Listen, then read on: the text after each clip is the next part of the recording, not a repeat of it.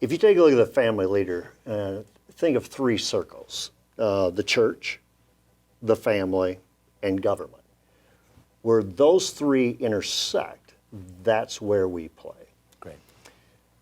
What would you say to people of faith? What should their role be to engaging this institution of government, to honor God, to bless families, to love their neighbors themselves? But what's the role of the people of faith to engage this institution of government?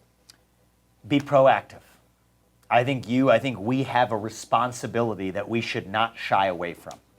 We were talking about this briefly before, and we actually talked about this the first time we met, Bob, is what I see in the country is a vacuum of purpose and meaning, especially among young people, but I think it's true of all people.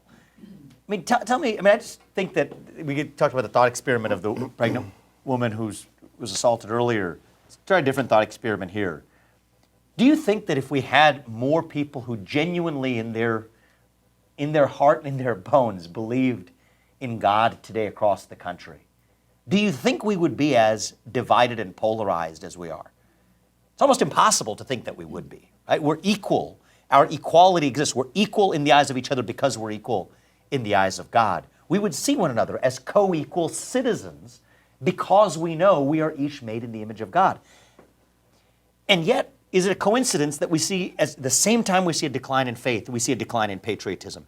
At the same time we see a decline in patriotism, we see a decline in self-confidence. At the same time we see a decline in self-confidence, we have an epidemic of depression and anxiety and mental health illness, including gender dysphoria, including now latching on to struggles for civil rights that have long been achieved, wokeism, gender ideology, climate ideology.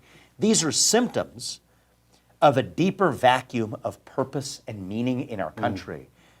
And I think that the job of the next president, certainly I believe an important part of that job is to fill that void with a vision of American national identity, answering, as I said at the beginning, what it means to be an American today that dilutes this poison to irrelevance. And that's an important part of the story, but I think the revival of God and a belief in God, a belief that there's more to life than just this aimless passage of time, that actually there is something more meaningful, a purpose for which we're put here. I think that we're never going to get 100% of the way there, even with a revival of just national identity. I think that gets us back to a place of self-confidence so we can start talking openly about faith again. But to your question about what can institutions like yours or even the people in this room, people of faith, play is to not stand down and think that that's not your lane. To the contrary, we need people of faith to stand up without apology for what is true. And I think that the less we treat God as a three-letter word, or a four-letter word, but back to a three-letter word, I guess, but the better off we're going to be as a country in healing our national division.